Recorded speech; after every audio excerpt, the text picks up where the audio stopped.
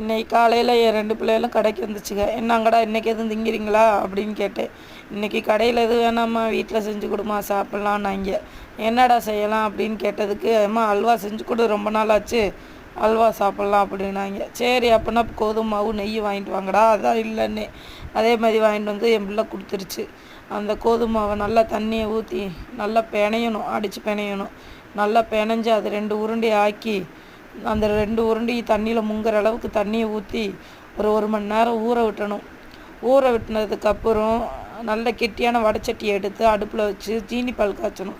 சீனி பாலை காய்ச்சி தண்ணியில் விட்டு பார்க்கணும். இப்படி தெரிஞ்சு போனால் அது சீனி பால் காஞ்ச பதம் இல்லை. இப்படி தண்ணி விடும்போது முத்து முத்தாக நிற்கணும். இதுதே சீனி பால் காஞ்சதுக்கு பதம்.